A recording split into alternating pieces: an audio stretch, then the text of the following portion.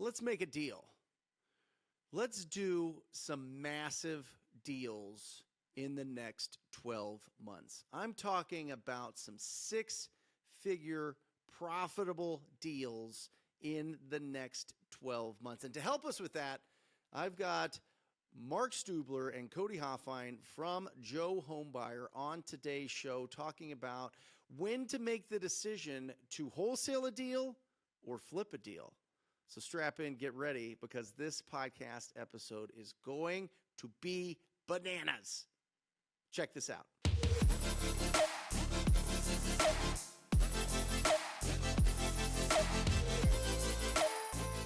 Welcome, Cody Hofhine and Mark Stubler with Joe Homebuyer. How are you guys? Doing awesome, Such an brother. honor to be here, man. It's always good to see your energy, feel your energy, and we're excited to be here. Hey, any chance I can hang out with you, Brent? Just sign me up. I'm a part of that, so I appreciate you having us on, brother. Well, good. Well, let's dive right in. Cody, when did you get into real estate? Oh, when I failed at insurance, my friend, is what is the short answer. But 2015. So 2015 is probably different time. Well, definitely different times than 2024. However, it's probably the same story as many of those that are listening can probably relate to, and that is 2015. I'm 5 years into insurance, like just selling home and auto policies. And I come home early from work and I wanted to surprise my wife, but instead she surprises me because she's at the dinner table crying. And she's wondering, do we put food on the table to feed our kids? And not in this like hate towards world, anything like that. She was just feeling it. She's like, this is stressful. Or do we put food towards the mortgage? I mean, that was a reality I had to hit. Put the money towards the mortgage, not the food. Yeah, not the food. Sorry, if I said food towards the mortgage, that they don't take that anymore. That's a form of payment they don't do anymore. Back in 2015, they did. No, just kidding, guys. Oh, okay. But yes, it was that. It was one or the other. We were still having some rough months, and 2 days later, I go to a local real estate investor association. I went there for 5 years, Brent. 5 years, and I could care less to have listened to real estate. I was going there for one purpose. Like, I'm a one-track guy, was just to listen who has rentals so I can go up to him and say, hey, I've got an insurance product for you, like that will save you money.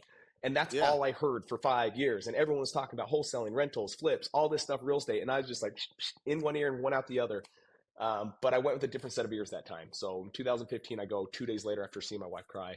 And it was perfect timing because I go in there and this guy stands up and he says, I found this deal where I put the home under contract and I wholesaled it and I made $29,000 and I did it in 3 days. And I'm like, what? Like, what is this new magic trick that you're talking about? And so I went up and talked to him and got enough knowledge and understanding, and it pointed me to go find and search out a mentor. And I did that. And 39 days later, I did my first deal that paid me $24,000. And it was like game over at that point. So that's kind of the starting point, 2015. And that was why I got into it.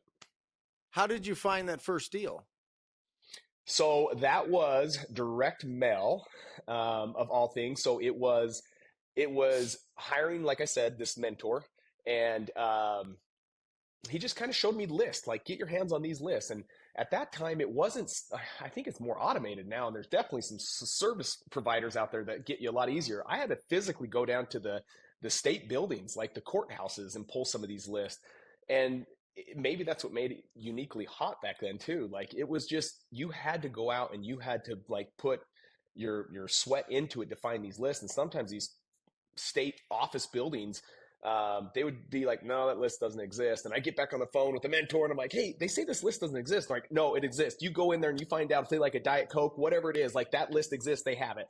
So I'd go in there and then over time, they're like, this idiot keeps coming back.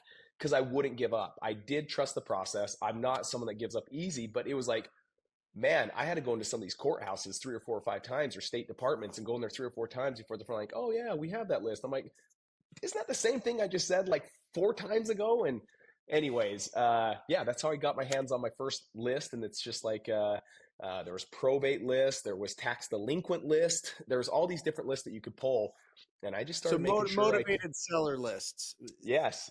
Anything that showed like a distressed home or a distressed seller. Got it. Yeah. These are where you want to target as a real estate investor. If you're looking for off market opportunities, these aren't sellers that have put it on the market with a real estate agent and everybody sees it. These are before they go and put it on the market. Or oftentimes what we have found, and you guys can speak to this as well, is a lot of people don't want to list with a real estate agent. They don't want to put it on the market. They just want speed and convenience, and they just want to have a private sale with a real estate investor that's going to come and give them a cash as is offer. They don't want to put any more money into the property, nor oftentimes they don't have the money to put into these properties. And so they just want to get rid of this property as soon as possible. And that's where we come in. And so that's what you're talking about. You went to the courthouses and you were able to get these lists. And by the way, this is public data. This is public information, right? When you owe money, it's like the old school days. They would put your name up on a big post in the middle of town, right? Well, now they just put you on a list somewhere. And that's the list that Cody's talking about. There is pre-foreclosure lists. There is tax delinquent. You don't pay your property taxes list. There's code violations. If you're not taking care of the outside of the property, you're going to get code violations from the city or the township or wherever that's coming from. The, municipalities, it doesn't matter. Yep. Municipalities, all that stuff, right? And so these are all out there for us to be able to go, oh, okay, well, I don't want to go after every house. Every house is not who I should be spending the majority of my time with. I should be going after these homes that have their hand raised that say, hey, I've got some signs of distress here. Is that right, Mark? Yeah, that's my take as well, Brent.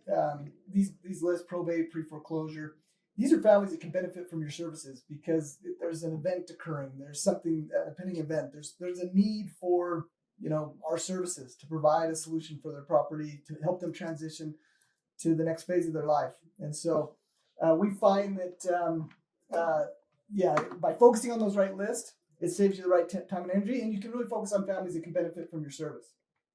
So what would you send? So everybody listening to this, that's like, oh my gosh, I want to find the deal of a lifetime. And our saying is the deal of a lifetime comes around about once a week, right? That's an old Dolph DeRoos. He wrote Rich Dad's book on real estate riches way back in the early 2000s. He would say the deal of a lifetime comes around once a week, right? It's on us to go and have the conversations with the property owner and make the offers.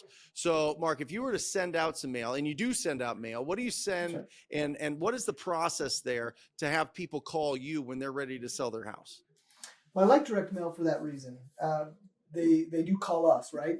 That increases the probability that they're ready to work with you if they're making a call to you. So that's the first thing. You have to have a mindset that, hey, if they're calling me, there's probably some value I can provide here. We like to focus on those specialty lists, like you mentioned, probate, eviction, notice of default, absentee, vacant, anything where the probability is increased, right? That they could benefit from our services. And then it's just the process of being extremely responsive and service-minded to those that reach out and just standing out. When I started, about the same time as Cody, in fact, Cody was the one that actually introduced the idea to me. He was having some traction. I don't think he failed real insurance, but he realized that there was a better way, and he was willing to share it with me. And so, 10 years ago, he says, hey, you ought to consider this. So I went and did my own activities for a minute, and then we partnered up. And my only experience, Brent, was, sales. I had worked with lots of families selling fencing and decking products, nothing to do with real estate. And that's not true. Actually, about 3 years before that, I tried and failed on a rehab. I couldn't even sell it after I put enough money to. So I had to keep it as a rental so I didn't lose money because I couldn't afford to lose money. So my only option was to keep it as a rental. Anyway, fast forward, Cody and I now have been doing it for several years. But what I did take with me from my fencing and decking days from the sales is that a service-minded, kind of a heart for the seller type of mindset of building a plan, a solution, being mindful of them, a servant mindset. It just translates well. A desire to help them come up with a plan that will help them transition in their life. And it's the most enjoyable aspect of it, providing meaningful value for the people you're working with. It's been fun. I love it. So what do we send them, Mark? Give us the nitty gritty. We get this list, and there's a million things that we could send them. Do we send them a handwritten note that says, hey, I want to buy your house? Do we send them a postcard? Do we send them a letter? What works to get people to call us when they want to sell us these houses that need significant renovations? The answer to that question, Brent, is yes, because you do it all. We've done it all. In fact, in the early days, we actually printed them ourselves, put a stamp on them ourselves, and even occasionally would handwrite it. But now you streamline it as best as you can. But yeah, postcards at a default is the simplest action that one can take. And it's just a simple message. We like to have it as a handwritten, as you're looking for a tactical response to your question. We like it because it captures the eye when somebody sees, even though it's computer generated handwritten, it just captures the eye. And it's just a simple message. Hey, would you consider an offer on your property at 123 Main Street type idea? And it's just the idea that you're getting something in their hands to really just reach out to the people that raise their hand and say, yes, I'd consider something. I'd like to learn more about this opportunity, this process. Letters, even very frequently, an offer, an actual check that you can send out to them. So there's a lot of different activities you can do. But at a minimum, the answer is yes, because a handwritten, a sticky note on their door, a postcard, a letter, they all work. You just have to be consistent with them.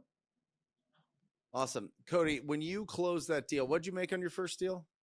$24,000. I remember it like it was yesterday. It was a big day. How did that feel?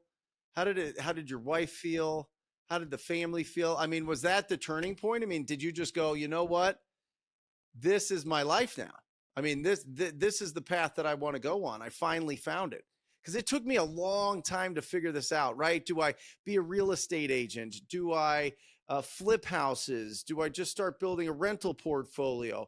And then I discovered what wholesaling is, which is essentially assigning a contract. You're not flipping a house, you're flipping the purchase agreement, which we can get into in just a bit, because this audience here may not know exactly what that is. But once you discovered that you could go and flip a house that you don't own and make $24,000, what happens in your brain? No, well, first and foremost, you pinch yourself. Like you genuinely pinch yourself. You're like, this is real. Not only did it happened for Cody Hofhine, right? You say this a lot, Brent, and I've always loved it and I've used it often. You always say it turns from faith to fact, right? Yep. At that moment, when it turns into fact, it's game over at that point, at least for me. Maybe it's not everyone's mindset. My mindset was, when it works for me, let's double down. It's not let up. It's not like go celebrate. It was, let's double down. Like, let's have faith in the process. Like, the process works. No more faith. The fact is the process works. Now I'm just going to double down my efforts. So I didn't hesitate. I took probably 15 of that 24,000 and I threw it right back into marketing, because I was like, I just want more deals. Like, I don't want to just slow roll this and do like $2 or $3 grand a week or a month. Like, let's really ramp this baby up. And I went to like 15 grand like instantly and just started doing that over the first month. And so I ramped up marketing really quick because I believed the process. I think that's the first thing. Second of all is just, I was still imperfect taking this action. I wasn't an expert at this point. I mean, I've done my first deal. I was far from it. But if there's anything I say I'm an expert at, it's failing my way forward. I'm willing to go out there and stumble my way forward. And we've talked about this our whole entire careers together, is how important that actually plays a role. There's a point in time where when you want to turn it into a business, how you need some processes and systems in place. But at the beginning, imperfect action trumps systems and processes. It eats it for lunch. So it's just getting out there and getting out of your own way. And I think for many listening, if you're listening to this and you're like, what's my next move? It's just have enough information to take your next step and don't attach yourself to the how. The more we attach ourselves to the how, the more we're trying to build out a perfect plans, and perfect plans don't exist. You just need enough information to take the next step and go take that step. Are you going to do it imperfectly? Are you going to make mistakes? Absolutely. I sounded like an absolute idiot on many, many appointments, but that was my best coach. Even my mentor couldn't have taught me what I taught myself by just stumbling through a bad appointment. So that's one thing I've committed to, that if I say I'm an expert at committing to making a lot of mistakes, because those mistakes add up to be my best coach, which ends up being my way of becoming the better version of myself. Yeah, our really, really good friend Tom Kroll Good old has a Tommy. saying that it's not education plus action equals results. That's the wrong equation. It is the action plus the results is your education, equals the education. And that's really the biggest difference I see in real estate, being a real estate entrepreneur, finding the absolute best deals that nobody else knows about, it is all that massive imperfect action and going out there and letting that educate you, because you could read every book, you could go listen to every podcast, you can watch every YouTube, but until you're face to face, knee to knee, belly to belly with that seller, and they're telling you what they're looking for, they're telling you the perfect way for them to get out of their situation, there's nothing like it. There's nothing like you can't build a business based on theory. You can't build a business based on hallucinations. You got to build a business based on actually being in front and having those conversations with property owners. And I'm telling you, we have been around people and we have coached people for the last 10 years. You and I both, Cody, that started with no money, no education, no real estate background, and just started going out and knocking on doors, sending out little letters, reaching out to people. They would just literally go out into the streets. In any street, anybody could do this. You could go out in any street and go find in any neighborhood and go find the properties that need some love. They need renovation. They've been vacant. The owners can't take care of them anymore. Whatever it is, you can find those houses that are, just to put it bluntly, ugly houses. And you can go and you can reach out to that property owner, have a conversation, make offers. And if they're ready to sell that property, you're going to find some unbelievable opportunities. So Mark, circling back real quick, and then we'll move on. Direct mail. Who do you like? Is there a company that you like to work with that sends it out, that has good templates? Because you're like, yeah, just do a handwritten postcard. It's great. Well, okay. What does that mean? You know what I mean? Yeah, and the truth is, Brent, we work with a couple. I mean, we work with 3D Mail, Yellow Letters, and a couple others. And I think at the end of the day, you're looking for somebody that has some good templates and is easy to work with. Justin Silverio has a great product, as well. And so, really, what's his company name? Justin Silverio. It's Invelo. Yeah. Invelo. Awesome. So they offer a great product as well. So hopefully our friends at each of those places will receive a little business now. But at the end of the day, it's just taking that action. One thing, if I could just compliment your guys' message there. John Maxwell taught Cody and I at an event we were recently at. John Maxwell's written 80 leadership books, just an inspiring guy, just lives a great life and just really tries to bless people's lives with leadership principles. But he says, hey, I'm going to do, he just talks about the value of failure and how he's going to do better than most people because he's going to fail more than most. But he says, it's this concept of that you shared with Tom Kroll, action plus result equals your education. He says it a little different, but along the same lines. It's test, fail, learn, improve, and re-enter. So it's just how quickly can you effectively mess up, get the result, and then make the improvement and do it again. That's the value of education. But that's a guy, Mark, if I'm making a plug, yeah, please, Cody. I would say, just to like roll on what you're saying, because it's even more powerful. Do people watch this, or is this just going to be like an audio? Both. Like, is it on video format too? Yep. Because people see this. What Mark just said is valuable because it was like eye opener when John did it. He says, think of it as a circle. You test, you learn, or you test, you fail, you learn, you improve, and you re-enter.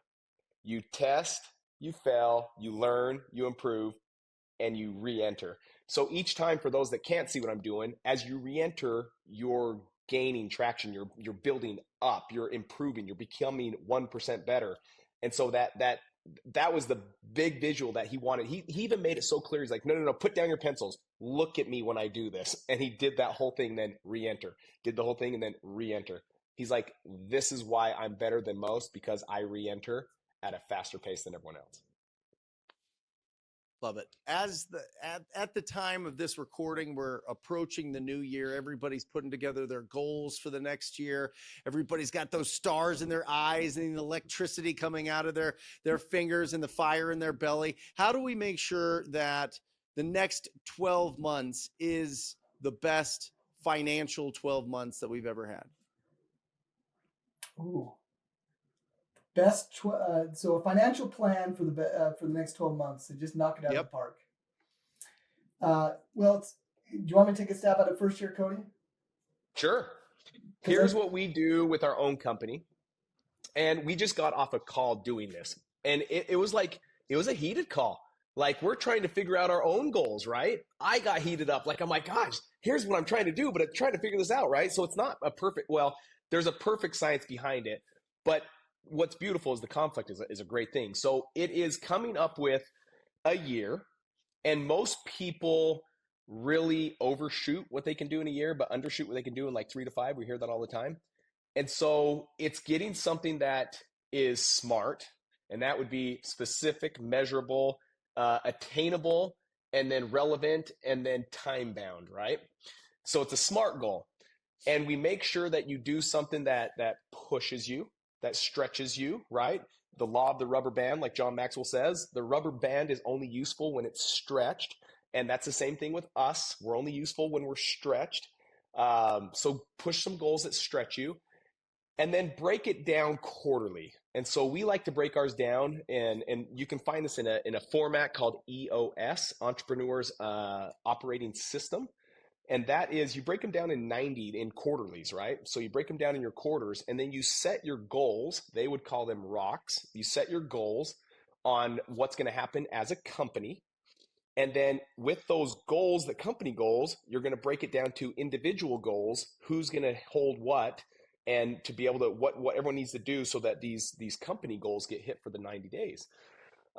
So we were just on a call literally right before we pushed play here. We were getting off our hour-and-a-half meeting, our 90-minute meeting with our level 10, going over specifically this to end the quarter strong, but then start next year. And it's just making sure you're always moving the needle, and it's making sure that you're always they call it IDS, identify, discuss, and the solutions. It's identifying the right problems to even have a goal set around. So sometimes if you're like, you might set some wrong goals. You might say, hey, you know what? We need more deals, so we just need more marketing. Well, if you don't really spend some time really in that idea, like going through that, you may be solving the wrong problem. So it's making sure we're always solving the right problem, and not just because it may not be that you don't need marketing. It may be that how you manage your lead, and we may want to talk about this on the show. It's when those leads come in that we're managing those leads well, that can also increase our income. And more times we think just more marketing. That's going to make all the difference, and it's going to make us more money. And it's usually less about adding more as much as measuring your current data and just finding ways within your management of your lead that can increase that. So I hope I gave something that made sense there, but the whole point is break it down in 90 days. Give your company rocks what you're going to accomplish over the 90 days. Have individual rocks or individual goals that each of you are going to attack. And then make sure you're always solving the right problem and not just creating or making solutions for problems that don't even exist. It may not be a marketing problem. It's probably a management of a lead problem. I would only add to that, Cody, when you do reverse engineer it in that way to identify the daily tasks that you have to do that are going to effectively get you to the monthly, the quarterly, the yearly target that you're trying to hit. And you re-engineer it that way or reverse engineer it that way so that your daily tasks are the leading activities that if they're done consistently will give you the results that you want at the end. And so the 5 the daily non-negotiables that you have to execute on religiously. For us, we really push hard with our franchisees that they're talking to new sellers every single day. So depending on the market, whatever, but is it 5? Is it 10 new sellers? So if you're calling through your pipeline, that's not a new seller. Talking with buyers, so adding to your relationships with your buyers list. All right, is that 5? Is that 10? Is that 50 that you have to call a day? But the non-negotiables are, I'm talking to sellers every day. I'm talking to buyers every day. Am I going on 5, at a minimum, 5 appointments a week? So those first 2 activities should get you on more appointments, right? How many pages of personal development? Because listen, if you're not invested in personal development, which includes all aspects, the people you surround yourself with, what you ingest, what is rubbing off on you type activities, and then intentionally what you're bringing in to get your mind right. So is it your daily non-negotiable of 5 pages of personal development reading, or 5 minutes of meditation in the morning and evening? You've got to establish your non-negotiables every day, because those are the leading activities that will afford you the lagging results, which are the contracts, the revenue, the success. You broke that down a lot better, my friend. Well, fantastic. it complemented. I would have just saved my answer. It actually complemented the big picture that you started with, 12 months reverse engineering, and then it's those daily habits. It really is. So let's look at this past year for you guys. How was business in 2024? Did you guys hit your goals? Did you guys, when you look back and reflect back, right? Because we can do this now. When you're looking back, did you hit them? And what were those goals? And what really surprised you this year? Because you guys do multiple millions in income every year. I probably should have opened with that. That probably would have grabbed more people to really listen to this, because you guys really are doing amazing things in a couple different markets, but mostly you're based out of Salt Lake, and a very competitive market. There's a lot of regulations in real estate there. They're very tight with the ways that you have to do things. So everything is very specific and ordered, and it's not like the Wild West, like in some other areas. So it's one of the toughest markets, and you guys have risen to the top over the last few years. So what did this year shake out income wise? Yeah, great question. So actually, let me rewind we came up with the plan about this time, right? The fall, the winter of 2023, we were looking, what do we want to accomplish in 24?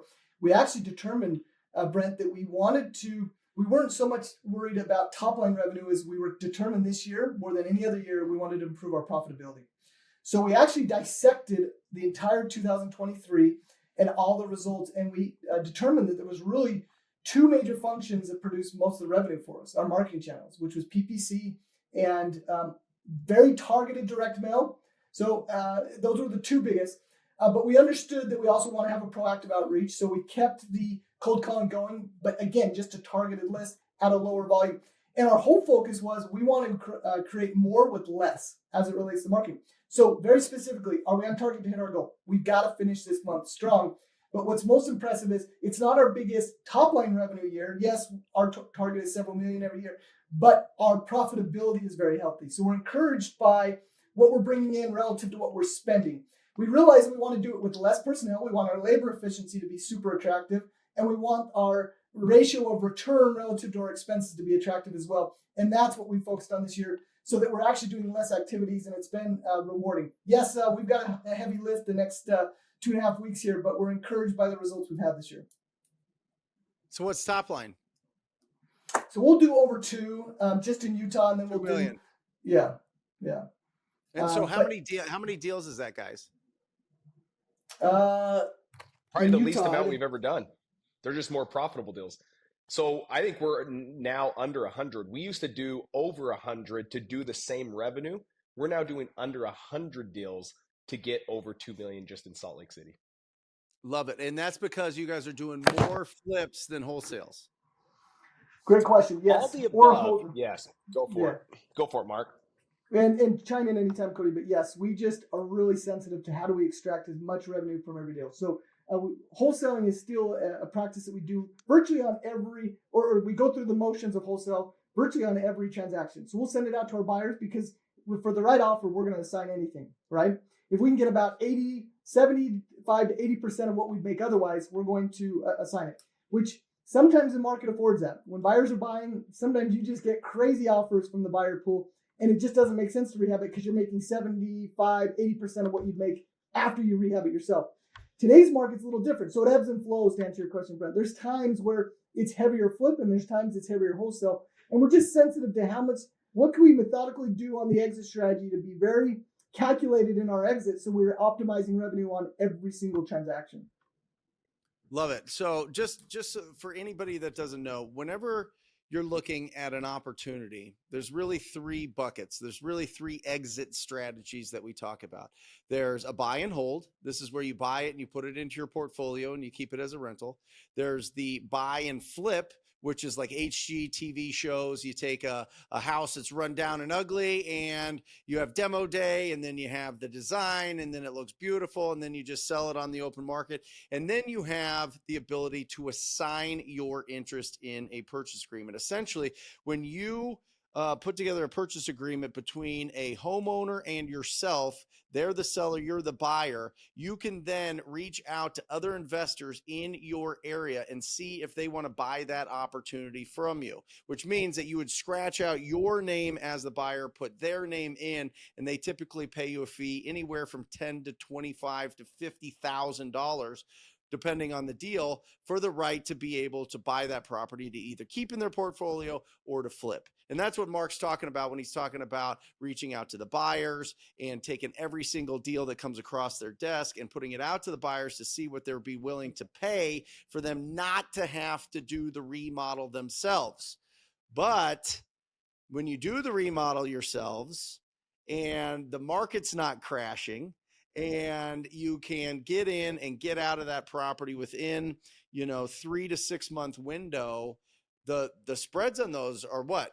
50K, 75,000, 100,000. What's your guys' average deal size for your flips? Yeah, they have to be, you have to target, in my mind, you've got to make no less than about 3 times what you, well, a simpler way to say it, let me tie it back into marketing actually, Brent. You really should be targeting a 3 to 4 to 5x on your marketing dollar. Well, in Utah, it's crazy competitive. So if I'm spending, $8,000 to $10,000 just to get one deal, I've got to make 40,000 on average on my revenue. So if I'm assigning things for less than that, I've got to bring the average up by doing rehabs, right? So that I'm settling on that number. But we've been fortunate at times where we're approaching 6 figures as an average on our flips. I can't really promote that because there's a lot that goes into that. We're very seasoned and we do exceptional. Well, here's the fact. Let's talk about all the factors that go into getting a 6-figure flip. It's not just being lucky. I mean, you got to manage your leads exceptionally well. First off, but I even skipped a step already. You have to be good and consistent at your marketing. Then you have to manage your leads exceptionally well. Then there's the acquisition process. It's building a strong enough plan for sellers that when you're negotiating a price, they sense the value that you're offering them, that you get the property at a great price. And then you're not done. Now you have to execute at a high level. You have to see the vision for the property. Sure, some of them you're going to assign, others in order to get anywhere near a 6-figure on a flip, you just have to execute at a very high level. And sometimes one of the things we're doing right now, take a note on this if you're listening, we're adding a walkout and a kitchen in virtually every home now, because with interest rates high and purchase price highs, particularly in a very competitive market like Utah, and not everybody has basements, but that's the model in our market, because now I've got a bigger buyer pool and they can afford to pay a little bit more because they're like, well, I'll put mom in the basement or I'll put a renter in the basement, and they can afford the interest rate and the payment because of the higher price. So there's these subtleties and that you learn over time, and that is what affords us to really stretch the value on a rehabs. But it's all those components that equal the 6-figure. It's not just you luck into a deal. It's all the activities that compound to help you execute and optimize revenue. Well, we make our money when we buy. Yes. Right? You got to buy right. So understanding the numbers, understanding the cost per square foot. I mean, whenever I look at a deal that is under, I would say 450, 500,000 once it's fixed up, I'm anywhere from $35 to $40 a square foot is the estimate that I have for cosmetic, right? Countertops, Sure. cabinets, fixtures, flooring, paint, Doors, carpet, trim. the baseboards, all that stuff. Appliances. Right. Typically it's 35 to 40,000, and then I'll add 10,000 on top for any major items, right? That's the plumbing, maybe it has mold issues, maybe the roof needs to be done, maybe the pool needs resurfacing, these type of things. It needs a new boiler, whatever it is, depending on what part of the country you're in.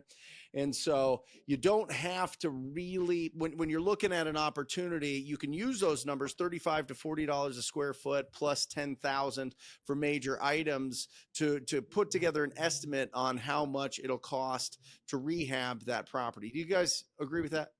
Yes, great. Yeah, Awesome. That's the model that works. And when you get really good, you find contractors and things, you can keep that cost down and you start to assess it. But you're right. If you want to be, that's a very strategic way to assess a rehab to keep yourself out of trouble. The problem is people say, I should be able to get this done for $20, $25 a square foot. They don't account the extra 10,000, and then they're disappointed in the end, or they break even, or they're bringing money to the closing table. Yeah. What do you think going forward the next couple years, or at least the next year, as we're going forward here? Are we going up? Are we flat? Are we going down? What do you think? Because this really affects whether or not to flip properties, in my opinion. If the market's flat or going up, go bananas. Raise the funds, get the contractors, do it, right? It's when, like in 2022, when interest rates skyrocketed from what they were for like a decade, that we saw some really big problems with the Yeah. flippers. I mean, a lot of Yeah. flippers lost a lot of money, and that happens anytime that you've got inflation, anytime that you've got interest rates that have really, get hiked up. Are you seeing any of that? Or you think it's going to be flat, up, down? What do you think? This is a phenomenal question I want to attack because I feel no different than when I go into a home. Let me give you the chocolate covered broccoli real quick. That is, no one wants the broccoli. They want the chocolate. So we got to give them both, right? You got to give them the chocolate covered broccoli because sometimes you got to give people what they need. Why is it that you're able to go into an appointment and get a contract? Why is it that we're able to go into an appointment and get a contract? It's because there is this confidence level. People aren't looking for just the best offer. And I think so many times we think, oh, we just got to be the best offer and people are going to go with you. If that's all you have to offer, that's all you have to offer. But there's many times we're not the highest offer and we are getting contracts because we provide the most confidence we're going to actually fulfill what we said we're going to do. I think now, to tie us back into your question, what's going on? Is it rising? Is it flat? There's a new confidence. This is not a right or a left conversation right now. This is just going off of the feeling that I'm feeling right now. And there is a higher level of confidence going on right now in the economy that makes me say it's going up. Now, there's things that can change always. I've always been the guy that's like, marry the home and date the rate, meaning rates always change. But people that have been sitting on the sidelines right now saying, I can't buy, we got 7% interest rates. No, now's the time for me, in my mind, no, you buy. Because if those interest rates go down, these prices actually go up. And so let's buy it while it's low and then date the rate because the rate's going to change and just refinance. And now you got the home at a low price and you get to refinance at a lower interest rate come here in the future. There is a confidence going on. So again, not going political, but there is an absolute confidence going on in the economy right now, what's going to happen over the next few years, or at least this next year. And I'm seeing a lot of things happening. I'm seeing a lot of interested parties getting back into real estate. I'm seeing a lot of cash buyers get back in the game saying, hey, it's our time to go because they know what's going to happen over these next few years. I think it's going to be nothing but powerful going on, nothing but great. I anticipate in the spring, beginning of the year, it's going to have it's going to bump up and things are going to be good. There's a couple of things I look at. I almost go to this to the definitive statement of Brent. I actually don't care, and here's what I mean by that. If I just do what I do well and I'm consistent at it, I almost don't care. Because in our space, there's always people that can benefit from the services we provide. In fact, I don't do this often. I just happened to go on an appointment this last Saturday, just 2 days ago. Let's Met go. with a family. I didn't even know this. Hey, I had to shake off the dust. I had to meet with a great family. They ultimately needed a solution because their home, they just don't have the surplus that they need to get it fixed up, but they're excited to make a transition, move to another home. They're coming together as a family, a mom and daughter and son. They're buying another home together, but their home is 40 years and a lot of work from being able to sell type thing, mold and some issues like that. So anyway, if I'm positioning myself to provide meaningful value and service to families, I'm in a home like that, whether the market's going up or down. Okay, so now how is it relevant if there's higher interest rates in market? Well, yeah, I have to buy right. I have to be conservative as to the numbers I put under contract. But at the end of the day, I can't control those things. And so I almost put zero energy towards what the market's doing. And I just provide meaningful value and service. I go find families that can benefit from the service I'm providing. I'm consistent with my marketing. I manage my leads well. And at the end of the day, I'm going to execute regardless of what the market's doing. And I focus on homes. Here's maybe the other rule. I focus on homes that are medium price range and below. And if I stick with that and I buy right and I'm conservative with my purchase price, I'm going to be okay. And I'm going to provide meaningful value and service. And the market's going to do what it's going to do. And sometimes, yes, I'll kill it because the market does better than I anticipated. But other times it won't, but I'm not going to lose money because I bought right and I executed and I provided service and value to the families I'm meeting with. I love it. Guys, I am a Joe Homebuyer franchisee. Joe Homebuyer has been phenomenal. When did I start? 2019? It's been 5 years. Do I get a 5-year anniversary for that? I hope so. You were one of the first. Early adopters, baby. Well, yes. First of all, I think local brand is really important, and this is for anybody that once you're starting to build your business and you're bringing people onto your team, and you cross that $1 million threshold, you cross that $750,000 threshold. I think it's really important to have an asset, and most people won't buy your real estate business. They just won't. But if you buy a franchise and there's only a certain amount of franchises that can happen in each market, that's something that over time is a real asset. So that's what I saw going into it. And also just the training. I mean, I send all my acquisition managers to Utah. You guys train them all. We have weekly meetings with you guys. You guys do phenomenal with, testing out all the different marketing channels. And so for anybody that's around the country that's interested in having a business in a box, but also having the support of real operators that are doing it. And it's not this big corporate weird thing like some of these other franchises. I would highly suggest you look into Joe Homebuyer. It has been an unbelievable. I mean, my business has absolutely, I think, tripled at this point as of this year since joining. And so it's been a huge advantage for us. All my guys wear these polos when they go out on there. My commercials on TV that we spend whatever $40,000-$50,000 a month on right now and will continue to are all Joe Homebuyer. And it's funny, people think my name is Joe, right? When they see me or whatever else out in the streets, I'm recognized because of the TV commercials, and they're like, Joe. It's really interesting, guys. And so if you've ever thought about that, make sure you go. Where do they go? Just to joehomebuyer.com? Yeah, JoeHomebuyerFranchising.com. You can also follow us on Instagram, and we'd love to Same connect handle, with you. It's fun. Joe Homebuyer Franchising. Hey guys, the meetups are fantastic. Getting together and collaborating. It's not something that, listen, some of these masterminds you spend $10, $20, $30, $50,000 to be a part of. This is way more value than anything like that. So if you're in a position and you're interested in buying an actual incredible brand that is really just growing up, only 5-6 years old, and really building some momentum, I highly suggest you guys look into Joe Homebuyer Franchise. Just Google it and check that out. Cody, Mark, thanks for being on here. Brent, I sure appreciate it's it, brother. always an honor, and thank you for those kind words. That means the world. Yes, but your crew is a fantastic crew to work with. They are the most coachable, humble people, which is why they're tripling their revenue, because they don't just listen. They listen, they go apply, and they go do it. Listen, man. we're going to do Seriously. 2.5 million here in Phoenix. We're pushing to hit 2.5 in one of the million. hardest markets in the country. In the gross income. And then, obviously the net is around 30-40% there. It just depends on how this shakes out. But it's been fantastic. And, you guys put together all the systems. I just pick the people and make sure that we have enough marketing going out, and life's good. So definitely check it out, guys. Joe Homebuyer Franchising. And that is it for our show. We talked a lot of stuff. We talked about direct mail. We talked about flipping versus wholesaling. If you're really interested in deep diving what wholesaling is, go to richdadandbrent.com, richdadandbrent.com. We have a presentation that's 45 minutes an hour, and that'll really open your eyes to what that means and the potential there. And it's actually something that Robert Kiyosaki talks about in chapter 5 of Rich Dad, Poor Dad, which I didn't see the first 10 times I read the book, but then finally did, and it changed my life forever. So definitely check that out at richdadandbrent.com. And that's it, guys. I love you guys. I want you to go out there and have conversations, make offers, and talk to people. Till next time. See you guys.